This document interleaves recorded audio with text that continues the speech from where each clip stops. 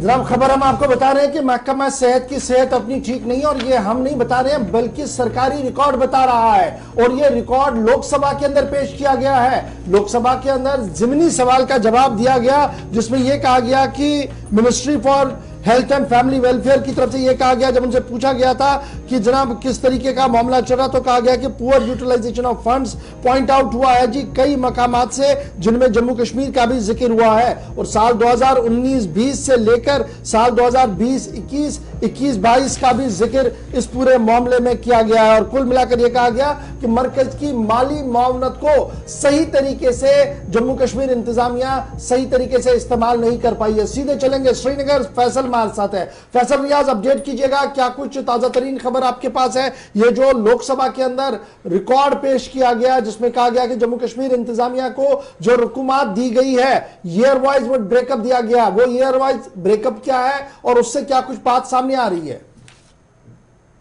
देखिए, बिल्कुल जब हम national programme for prevention of control of cancer, diabetics and cardiovascular disease and stroke की बात करते हैं, तो एक प्रोग्राम लॉन्च किया गया था जो जो लाइफ स्टाइल डिजीज है उनको रोकने के लिए ये प्रोग्राम लाया गया था। लेकिन साथ ही साथ हर साल इसमें एक टेक्निकल सपोर्ट भी मिलता था यूटीज को, स्टेट्स को, और उसके साथ साथ जो है फंड्स भी दिए जाते थे ताकि अवेयरनेस हो, उसके साथ साथ एक बेटर फैसिलिटी हो, स्क्रीनिंग हो पेशेंट्स की, खासकर आयुष्मान भारत वेलनेस सेंटर जो उसके वहां पर अच्छी स्क्रीनिंग हो आयुष्मान भारत के तहत। उसके साथ साथ जो लगातार प्रमोशन अवेयरनेस हो लोगों में कि किस तरीके से आप इन जो ये लाइफ स्टाइल डिजीज है इनसे बच सकते हैं। लेकिन जो पैसा दिया जाता है, जो हमारे पास आदादुशुमार आ रहे हैं, अगर हम 2019 और 20 की बात करें तो SPIPI की तरफ से करीबन 590 करोड़ रुपए जो है इसके 590 लाख रुपए जो है इसके लिए वागुजार किए गए थे।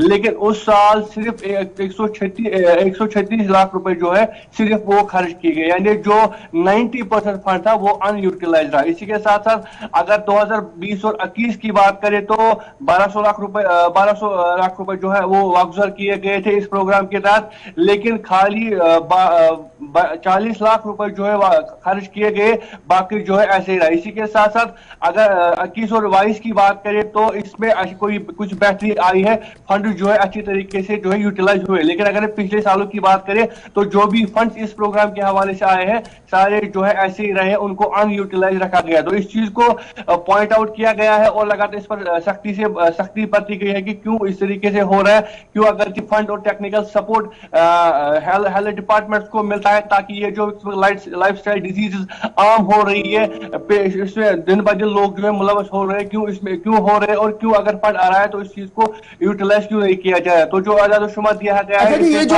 आदादुशुमार, ये तो लोकसभा के अंदर एक सवाल का तहरीरी जवाब आया है, तो इसका मतलब तहरीरी जवाब जो लोकसभा के अंदर दिया गया वो स्टेट गवर्नमेंट की इंफॉर्मेशन थी, ब्रेकअप स्टेट गवर्नमेंट की इंफॉर्मेशन के तहत दिया गया। तो क्या मैं ये मानूं कि दबे अल्फाज में ही सही जम्मू कश्मीर इंतजामिया ये मान चुकी है कि माजी में भी सूरत हाल इसी तरीके से थी और सिर्फ 21-22 के अंदर या 22-23 के अंदर थोड़ी सी बेहतरी है? देखिए, बिल्कुल जो आदादुशुमार बता रहा है या जो खबर आ रही है या रिपोर्ट जो आ रहा है लोकसभा की तरफ से, तो क्लियर यही है कि जो लगातार पिछले सालों से देखा जा रहा है कि जो भी फंड इस प्रोग्राम के हवाले से आया है वो अनयूटिलाइज रहा है, वो यूटिलाइज हुआ ही नहीं है और न ही कुछ से कोई मुस्बत रिजल्ट सामने आया है। यानी जो प्रोग्राम लॉन्च किया था उसमें लगातार इजाफा ही हो रहा है, उसमें कोई कमी जो है देखने को नहीं मिलेगी। क्योंकि इस बार भी देखा जा रहा है जो लाइफ स्टाइल डिजीज है, यानी जिन डिजीज का इसमें जिक्र किया है, कार्डियोवास्कुलर डिजीज की बात करें, स्ट्रोक्स की बात करें, कैंसर की बात करें, तो इसमें तो इजाफा हो रहा है। यानी इस चीज को रोकने के लिए जो इकदाम उठाए गए थे उसमें कोई मुस्बत रिजल्ट जो है अभी तक नहीं आया, क्योंकि फंड्स यूटिलाइज नहीं हुए, कारकर्दगी अच्छी नहीं हुई। जो डिपार्टमेंट्स को जो फंड दिए गए थे हेल्थ डिपार्टमेंट को, उन्होंने यूटिलाइज नहीं किया। तो अभी कहीं ना कहीं हम समझ सकते हैं कि जो प्रोग्राम दिया गया था उसमें कोई मुस्बत रिजल्ट जो है अभी तक नहीं आया है। फैसल रियाज हमारे साथ ज्वाइन कर रहे थे, बता रहे थे कि लोकसभा के अंदर जो एदादुशुमार दिए गए उसके हिसाब से महकमा सेहत के एदादुशुमार ये बता रहे हैं कि जो रकूमात आई थी वो पूरी तरह से इस्तेमाल नहीं हुई है, और खुद पॉइंट आउट ये लोकसभा के अंदर मरकजी वजारत सेहत की तरफ से भी किया गया है। ये एंटायर जम्मू कश्मीर की बात थी जनाब। अब बढ़ते हैं आगे, बात जरा मनोज सिन्हा साहब की करते हैं और उसके बाद चीफ सेक्रेटरी साहब की भी बात आपको बताएंगे, और उसके बाद सरकार का एक दावा है तालीम को लेकर, वो दावा क्या है उस पर भी गुफ्तगू करते हैं। लेकिन पहले मनोज सिन्हा साहब, क्योंकि लेफ्टिनेंट गवर्नर मनोज सिन्हा साहब का बड़ा बयान सामने सामने आया है। जम्मू कश्मीर की तरक्की के सफर में सब साथ साथ है और 5 अगस्त के इम्तियाजी सलूक को खत्म कर दिया है और यही वजह है कि अब नए कानून की तश्कील के लिए भी काम हो रहा है। ये नया कानून ये होगा कि गरीब लोगों को घर मिले,